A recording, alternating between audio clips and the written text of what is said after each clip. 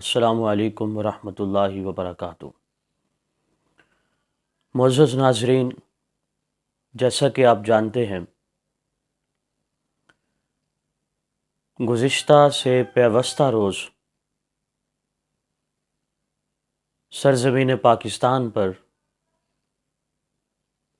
خاتون نے نبوت کا دعویٰ کیا۔ سب سے پہلے جب ویڈیوز منظر عام پر آئیں تو عام طور پر سنجیدہ آدمی کبھی بھی سوشل میڈیا پر وائرل ہونے والی ویڈیوز پر ٹرسٹ نہیں کر سکتا۔ اس کی وجہ یہ ہے کہ ایڈیٹنگ کی جاتی ہے، کچھ باتیں پہلے کچھ ہوتی ہیں، بعد میں حقائق کچھ ہوتے ہیں۔ لیکن ایف آئی آر جب کاٹی گئی تو اس کے بعد سارے جو بات تھی ٹوٹل معاملہ کلیئر ہوا۔ میں آج کی اس گفتگو میں ہمارا آج کا جو عنوان ہے کہ نبوت کا دعویٰ کرنے والی کون تھی، اس کی ہیلپر کون تھی، اور پیچھے وجوہات کیا ہیں اور حقائق کیا ہیں۔ کیا کسی خاتون نے پہلے بھی نبوت کا دعویٰ کیا؟ کیا کسی اور خاتون کو بھی؟ کیا عورت شریعت مطہرہ میں نبی بنائی جا سکتی ہے یا نہیں؟ یہ چند ایک باتیں ہم ڈسکس کریں گے۔ اس ضمن میں سب سے پہلی بات کہ اصل واقعہ کیا ہوا۔ دیکھیے، آپ دیکھتے ہیں دو قسم کی ویڈیوز۔ ایک میں ایک خاتون سسٹر ہیں جو اپنی بہن کی سپورٹ کر رہی ہیں، اور دوسری طرف جو ہے وہ نبوت کا دعویٰ کر رہی ہے۔ تو جو نبوت کا دعویٰ کر رہی ہے اس کا نام ثنا ہے، لاہور میں بحریہ ٹاؤن میں اس کی رہائش ہے، اور اس کی ایک سسٹر جو فیصل آباد کے علاقے نشاد آباد میں رہتی ہے، سٹی ہاؤسنگ سوسائٹی، مکان نمبر 130C، سرگودا روڈ پہ۔ اس کا نام ہے حنا انجم۔ یہ ڈاکٹر احمد نواز کی رفیقہ حیات ہے۔ فیصل آباد کے ایک شخص ہیں جو سٹی ہاؤسنگ سوسائٹی میں ہی رہائش پذیر ہیں، جن کا نام ڈاکٹر، وہ بھی MBBS ڈاکٹر ہیں، ڈاکٹر عامر حیات۔ وہ ایف آئی آر جب انہوں نے درج کرائی تو اس میں وہ لکھتے ہیں کہ یہاں ہاؤسنگ سوسائٹی میں ڈاکٹر احمد نواز کی جو رفیقہ حیات ہیں حنا انجم، انہوں نے نبوت کا دعویٰ کر دیا۔ انہوں نے نبوت کا دعویٰ کیا، لیکن انہوں نے اس کا رخ پھیرا وہ اپنی سسٹر کی طرف پھیرا۔ لفظوں پہ غور کیجئے گا، آپ نے ویڈیوز تو دیکھی ہوں گی۔ میں نے ویڈیوز میں اس لیے نہیں چلا رہا کہ غیر محرم ہے، اور اسلامی پوائنٹ آف ویو سے اس کی ویڈیو کو دیکھنا، اب تو یہ وہ نبوت کا دعویٰ کر رہی ہے، اوورآل اگر نہ بھی کر رہی ہوتی تو غیر محرم ہے، اور شرعی لحاظ سے ویڈیوز کا چلانا جائز نہیں۔ آپ نے سوشل میڈیا پہ بارہا دفعہ دیکھا ہے اسے۔ تو وہ کہہ رہی ہے کہ ہم پر اللہ تعالیٰ کی طرف سے گویا خوابوں سے، حقیقت میں یہی ہے کہ نبوت کا جو سلسلہ چلتا ہے وہ خواب سے چلتا ہے، تو انہوں نے بھی یہی پروپیگنڈا کیا کہ ہمیں خواب کے ذریعے سے تعلیمات دی جاتی ہیں۔ لہذا وہ کہتی ہے عرصہ 7 سال سے میں گواہی دے رہی ہوں کہ میری بہن جو ہے وہ نبی بنا دی گئی ہے۔ اچھا، پھر اس کے بعد وہ کہتی ہے کہ جو اس کے ساتھ پیش آتا ہے وہ میرے ساتھ بھی پیش آتا ہے، مجھے بھی پتہ ہے ان چیزوں کا۔ اور نمازیں کتنی ہیں؟ وہ کہتے ہیں ہم 50 نمازیں پڑھتی ہیں، یعنی چونکہ الگ سے نبی بنائی گئی ہیں، شریعت ان کی الگ سے ہے، تو اس لیے نمازیں بھی 50 ہیں۔ یہ جو امت محمدیہ صلی اللہ علیہ وسلم ہے یہ نمازیں پڑھتی ہے 5، لیکن شب معراج کے موقع پر سرور کائنات صلی اللہ علیہ وسلم پر 50 نمازیں فرض ہوئی تھیں، تو یہ کہتی ہیں کہ ہم عرصہ 7 سال سے 50 نمازیں ادا کر رہی ہیں۔ اب اسی کے ساتھ حیران کن بات یہ ہے کہ یہ سسٹر ہے فیصل آباد والی، اور لاہور بحریہ ٹاؤن میں جو رہائش پذیر ہے جس کا نام ثنا ہے، جس نے خود نبوت کا بنفس ہی دعویٰ کیا، وہ کیا کہتی ہے؟ اس کے جو الفاظ ہیں وہ بڑے عجیب ہیں۔ کہ بھئی میں جو ہے مجھے نبی بنا دیا گیا، میں ثنا اللہ ہوں۔ اب انہیں اتنا اندازہ نہیں کہ لفظ تو ثناء اللہ ہوتا ہے، اور اسی کے ساتھ بے پردہ آنا۔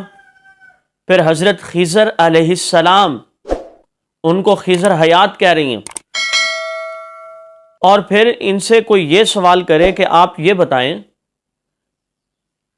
تاریخ میں، اسلام کی تاریخ میں، آدم علیہ السلام سے لے کر آخری پیغمبر خاتم النبیین محمد الرسول اللہ صلی اللہ علیہ وسلم تک کیا کسی عورت کو نبی بنایا بھی گیا؟ تو تاریخ اسلام اس بات پہ شاہد ہے کہ اللہ نے کسی بھی خاتون کے سر پہ نبوت کا تاج نہیں رکھا۔ اور کتابوں میں یہ بات ملتی ہے، رابعہ بصریہ سے کسی نے یہ سوال کر لیا کہ آپ، بلکہ ان سے کہا آپ جتنی مرضی عبادت کر لیں، نبی تو اللہ نے کسی خاتون کو نہیں بنایا۔ تو رابعہ بصری رحمت اللہ علیہا مسکرائیں اور انہوں نے کہا کہ آپ کی بات ٹھیک ہے، اللہ نے کسی خاتون کو نبی نہیں بنایا اور نبوت کا دروازہ بند ہو چکا، لیکن اللہ تعالیٰ شانو کا یہ احسان ہے کہ خاتون عورت نبی نہیں ہو سکتی لیکن نبی کی ماں ہے، نبی کو پیدا تو کرتی ہے، جنتی ہے۔ تو کبھی ایسا نہیں ہوا کہ کسی خاتون کو اللہ نے نبی بنایا ہو۔ یہاں تین چیزیں عام طور پر جب کوئی نبوت کا دعویٰ کر رہا ہوتا ہے تو تین چیزیں عموماً ہوتی ہیں۔ ہمارے پاکستان میں پہلی چیز ہوتی ہے سستی شہرت حاصل کرنا۔ یہاں ہمارے ہاں جو بھی شخص آتا ہے، جو چاہتا ہے کہ اسے پروٹوکول ملے اور انٹرنیشنل لیول پر اس کا تعارف کرایا جائے، تو وہ اس قسم کی گستاخانہ حرکتیں کر دیتا ہے سستی شہرت کے لیے۔ دوسرے نمبر پر ہوتا ہے اقتدار کا نشہ۔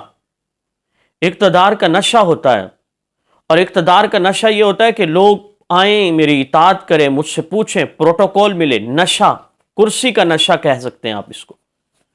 آپ دیکھیں ایک طرف ایک بہن نبوت کا دعویٰ کر رہی ہے، دوسری اس کی سپورٹ کرتے ہوئے کہہ رہی ہے، اور یہ بھی کہہ رہی ہے کہ مجھ پر بھی ویسے ہی حالات، مجھے بھی ویسے ہی تعلیم دی جاتی ہے جیسے اسے۔ یہ کس طرح کا مذاق شریعت مطہرہ کا اڑایا چلا جا رہا ہے۔ اور تیسرے نمبر پر جو چیز ہوتی ہے وہ ہے بیرونی سازش۔ آپ دیکھتے ہیں کہ پاکستان میں جو بھی گستاخی کرتی ہے، ابھی یہ لاسٹ ٹائم آسیہ مسیح ملونہ کا جو پس منظر ہے وہ آپ کے سامنے ہے، اور ابھی تک اسے نوبل پرائز تک دیے جا رہے ہیں۔ تو بیرونی سازش بھی ہو سکتی ہے، اور اقتدار کا نشہ، سستی شہرت کو حاصل کرنے کے لیے اس قسم کی حرکات کی جاتی ہیں۔ اب یہاں پر جنہوں نے ایف آئی آر درج کرائی، ڈاکٹر عامر حیات، وہ کہتے ہیں کہ میں جب شور ہوا اور میں وہاں پہنچا تو یہ خاتون جو ہے نبوت کا دعویٰ اپنی سسٹر کے لیے کر رہی تھی، اور ساتھ یہ بھی کہہ رہی تھی کہ یہ تعلیمات مجھ پر بھی خواب کے ذریعے سے نازل ہوتی ہیں۔ وہ کہتے ہیں اس دوران میں ان کے جو شوہر ہیں ڈاکٹر احمد نواز، وہ ان کے بھی ہیلپ کر رہے ہیں کہ یہ بھی ٹھیک کہہ رہی ہیں، اور میری جو سالی ہے جس نے لاہور میں نبوت کا دعویٰ کیا، وہ بھی ٹھیک کہہ رہی ہے۔ اب یہاں پر ایک بات آپ ذہن میں رکھیے، یہ اب ہو ہی نہیں سکتا۔ یہ ایز اے مسلم ہمارا عقیدہ ہے، ما کان محمد ابا احد من رجالکم ولکن رسول اللہ وخاتم النبیین۔ یہاں اس سورہ احزاب کی آیت مبارکہ کے بالکل آخر میں اللہ تعالیٰ ارشاد فرما رہے ہیں خاتم النبیین کے یہ آخری پیغمبر ہے، اور اس بات کو کھولنے کی ضرورت نہیں۔ یہ عقیدہ ہمارا چھپا ڈھکا نہیں ہے، واضح ہے۔ آقا نے خود ارشاد فرمایا انا خاتم النبیین لا نبی بعدی، کہ میں آخری نبی ہوں اور میرے بعد کوئی نبی نہیں آئے گا۔ اب آئیے آپ کے 1-2 منٹ اور لوں گا، اس میں آپ کو بتاؤں کہ ایک خاتون نے نبوت کا دعویٰ کیا۔ جب آپ صلی اللہ علیہ وسلم دنیا سے رخصت ہوئے تو لوگ مسیلمہ کذاب نے جیسے نبوت کا دعویٰ کیا، اسی دور میں ایک خاتون ہے جس کا نام سجاہ بنت حارث ہے، اس نے بھی نبوت کا دعویٰ کیا۔ اور سجاہ بنت حارث کا جغرافیائی دور سے جو علاقہ ہے اس وقت جو سرزمین عراق کہلاتی ہے، اسی کے اندر پیدا ہوئی سجاہ بنت حارث۔ جناب اس نے بھی نبوت کا دعویٰ کر دیا۔ اب جب اس نے نبوت کا دعویٰ کیا تو قبیلہ بنی تغلب انہوں نے سب سے پہلے بھاگ کر اس کے ہاتھ پر اسلام قبول کر لیا، یعنی اس کے نبوت کا اقرار کیا۔ اچھا، اسی طرح بنی تمیم تھے، انہوں نے انکار کیا۔ تو یہ جو سجا بنت حارث تھی، لمبے قد کی، حسن و جمال کی پیکر، فصاحت و بلاغت، گفتگو جب کرتی تو موتی اس ایسے لگتے تھے کہ اس کے منہ سے گر رہے ہیں، نقطے پہ نقطہ، پوائنٹ پہ پوائنٹ بولتی تھی۔ تو اس نے کہا بنو تمیم پہ حملہ کرتے ہیں۔ بنو تمیم پہ حملہ ہوا، لیکن انہوں نے صلح کر لی۔ اب یمامہ علاقے میں مسیلمہ کذاب بھی نبوت کا دعویٰ کر چکا تھا، وہاں بھی اقتدار کی ہوس تھی، یہاں بھی اقتدار کی ہرس ہے، لہذا اس نے کہا کہ مسیلمہ کذاب پہ حملہ کیا جائے۔ اب مسیلمہ کذاب انتہائی شاطر اور چلاک آدمی تھا، اسے جب اس بات کا اندازہ ہوا تو وہ سمجھتا تھا کہ عورت کو غصے میں لڑائی میدان جنگ میں تو مشکل ہے، لیکن اس کو رام کیا جا سکتا ہے اس کی تعریف کر کے۔ لہٰذا اس نے چند افراد بھیجے، تحفہ تحائف دے کر سجاہ کے پاس وہ آئے اور انہوں نے آ کر کہا کہ ہمارے جو سردار ہیں وہ کہتے ہیں کہ عرب کے تمام شہر میرے ہیں اور بدلے میں کچھ میں نے قریش کو دیے ہوئے ہیں، تو وہ جو قریش کے شہر ہیں وہ سارے میں آپ کو دیتا ہوں۔ لہٰذا انہوں نے وہ تحفے وصول کیے اور معاملے میں کچھ لچک پیدا ہوئی۔ اب یہ ہوا کہ جب یہ افراد واپس آئے تو مسیلمہ کذاب اس نے 40 افراد اور بھیجے، ہائی لیول کے عطیات گفٹس بھیجے، وہ انہیں لے کے آئے اور ساتھ یہ پیغام دیا کہ ہم دونوں ملاقات کرنا چاہتے ہیں۔ اب جناب ایک جگہ پہ ملاقات ہوئی، ایک طرف سے خیمے گاڑے گئے سجا بنت حارث کے، دوسری طرف خیمے گاڑے گئے مسیلمہ کذاب کے۔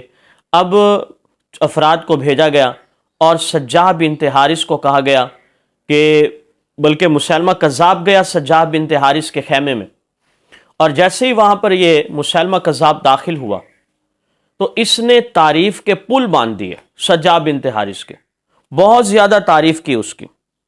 اچھا، جب تعریف ہو چکی تو اب یہ اسے کہتا ہے کہ میں یہ چاہتا ہوں آپ میرے خیمے میں تشریف لائیں، ہم وہاں بیٹھ کر جو وحی آپ پر نازل ہوئی، جو وحی مجھ پر نازل ہوئی ہے، ہم دونوں بیٹھ کے ڈسکس کرتے ہیں۔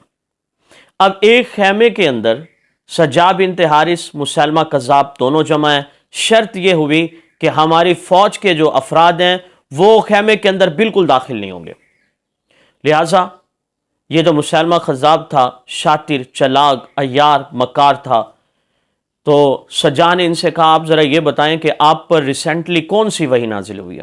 تو وہ تو الفاظ جوڑ کے بیٹھا تھا، اس نے الفاظ پڑھے، آپ بھی سنیں، الم ترى الی ربک کیف، کیا آپ کو پتہ نہیں کہ آپ کا رب کیا کرتا ہے؟ فعل بالحملہ، حاملہ عورتوں کے ساتھ، اخرج منہا نسمہ، اس سے جاندار پیدا کرتا ہے، تسعى بین صفا کا وحشہ، جو جھلیوں کے اندر لپٹے ہوئے ہوتے ہیں۔ یعنی یہ تھوڑی سی باتیں جو اس نے نیگیٹو انداز سے کرنا شروع کر دی۔ اب اس کا جو اثر ہے وہ ضرور پڑا اس پر۔ پھر اس سے کہا اب ہونا تو یہ چاہیے تھا کہ یہ تھوڑی سی فحش قسم کی جو گفتگو تھی تو سجا کو چاہیے تھا وہ غصے ہو جاتی، لیکن نہیں، اس نے کہا کوئی اور بھی وحی نازل ہوئی، اس نے اور جملے کہے جو میں آپ کے سامنے نہیں رکھنا چاہتا، تاریخی کتابوں میں موجود ہیں، آپ وہاں سے پڑھ سکتے ہیں۔ بہرحال اس طرح دونوں کے اندر شہوت کی کیفیت پیدا ہوئی۔ اب وہ دونوں کہتے ہیں، ادھر مسیلمہ کہتا ہے عورت کی نبوت کی بات دیکھیے، مسیلمہ کہتا ہے مجھ پہ وحی آئی ہے میں آپ سے نکاح کر لوں، سجا بنت حارث کہتے ہیں مجھ پہ بھی وحی آئی ہے میں آپ پہ نکاح کر لوں اور میں آپ کے ساتھ نکاح کر لوں، اور ہم دونوں کے درمیان ہم چونکہ نبی ہیں ہمیں گواہ کی ضرورت نہیں، لہٰذا بغیر گواہ کے خود بیٹھے نکاح کیا، حتیٰ کہ زنا کے مرتکب بھی ہو گئے۔ اب یہ وہاں سے نکلی باہر، وہاں خیمے میں جو لوگ تھے سجا بنت حارث کی آرمی کے افراد وہ انتہائی پریشان ہیں کہ حالات بدلے ہوئے ہیں۔ ان سے کہتے ہیں کیا ہوا؟ وہ کہتے ہیں جس طرح میں نبی ہوں ویسے مسیلمہ بھی نبی ہے، میں نے مسیلمہ کی جو نبوت ہے اس کو قبول کر لیا ہے، میں نے اس کے ساتھ نکاح بھی کر لیا۔ تو لوگ بڑے حیران ہوئے، آپ نے نکاح کر لیا، گواہ کون ہے؟ کہا نبی ہوں، ہمیں تو گواہ کی ضرورت نہیں۔ کہا حکمار؟ کہا حکمار بھول گئی، جاؤ پوچھ کے آؤ۔ آپ پوچھنے کے لیے گئی تو وہ جو مسیلمہ تھا ڈرا ہوا تھا، اس نے سوراخ میں سے پوچھا آپ کیسے آئی؟ تو اب یہ اسے جواب دیتی ہے کہ میں حکمار پوچھنے آئی ہوں۔ اب اس شاطر اور چلاک آدمی نے کہا اپنے لوگوں سے کہو کہ ہم پر جو نمازیں تھیں نا 5 امت محمدیہ صلی اللہ علیہ وسلم پر 5 نمازیں تھیں، اور ہم پر یہ جو نماز ہے حق مہر میں فجر کی نماز اور عشاء کی نماز حق مہر کی وجہ سے ہم دونوں کو معاف کر دی گئی ہے۔ اب یہ واپس آ گئی۔ جب یہ واپس آئی اور لوگوں سے کہا تو لوگ سمجھ گئے کہ دال کالی نہیں، دال میں کالا نہیں بلکہ پوری دال کالی ہے۔ لہٰذا ان دونوں میں ابھی یہ مذاکرات چل رہے تھے، ان دونوں کی جو افواج ہیں آپس میں شکوک و شبہات کے شکار تھیں۔ ادھر حضرت خالد بن ولید رضی اللہ تعالیٰ عنہ سیف من سیوف اللہ یہ لشکر کو لے کے آئے تو مسلمہ بھی بھاگتا ہوا نظر آیا، سجاہ بنت حارث بھی بھاگتی ہوئی نظر آئی، اور یہ چلی گئی اپنے ننھیال، اور وہاں جا کر اس نے ایک سادگی سے زندگی گزاری، اسلام قبول کیا، اور پھر تنہائی کے ساتھ کونے میں بیٹھ کر اس نے عبادت کی ہے۔ تو ناظرین، یہ ہے اس خاتون کا مختصر خاکہ جس نے نبوت کا دعویٰ کیا۔ اس لیے ہماری پوری تاریخ میں آدم علیہ السلام سے لے کر خاتم النبیین محمد الرسول اللہ صلی اللہ علیہ وسلم تک کسی کو بھی، کسی خاتون کو بھی نبی نہیں بنایا گیا، اور نہ یہ ہو سکتا۔ اب یہاں پر دیکھیے کہ عقل کے اندھے لوگوں نے کچھ بھی نہیں سوچا، ہوس پرستی اور نشہ اقتدار کا اتنا چڑھا کہ بھول گئی کہ عورت کو تو نبوت ملتی نہیں، اور ان دونوں میں سے ہر ایک چاہتی ہے کہ بھئی میں بھی وہ ایک تو واضح نبوت کا دعویٰ کر رہی ہے، دوسری پس پردہ کر رہی ہے کہ جو تعلیم اسے ملتی ہے وہی تعلیمات خواب کے ذریعے سے مجھے بھی ملتی ہیں۔ اب رہی بات پاکستان کی حکومت کی کہ پاکستان کی حکومت کیا کرتی ہے۔ کیا پہلے کبھی ایسا ہوا کہ کسی کو کیفر کردار تک پہنچایا گیا ہو؟ آئیے دیکھتے ہیں، اگر زندگی بخیر تو دیکھتے ہیں کہ کیا ہوتا ہے اور یہ کڑی کہاں سے کہاں ملتی ہے۔ کیا پہلے گستاخوں کی طرح انہیں بھی چھوڑ دیا جاتا ہے یا انہیں بھی کیفر کردار تک پہنچایا جاتا ہے؟ ظاہری طور پر آپ نے دیکھا کہ بڑے نعرے لگائے گئے صرف اس لیے کہ اس کو بچایا جائے، آگے اللہ تعالیٰ جانتا ہے کہ اس کے ساتھ کیا کیا جائے گا۔ بہرحال ہمارا عقیدہ ہے آپ صلی اللہ علیہ وسلم آخری نبی ہیں، ان کے بعد کوئی اور نبی نہیں ہے۔ اللہ تعالیٰ شانہ سے درخواست ہے، استدعا ہے، التجا ہے، اللہ ہمیں اس عالم میں موت عطا فرمائے کہ ہم ختم نبوت کے پہرے دار ہوں۔ السلام علیکم ورحمۃ اللہ وبرکاتہ۔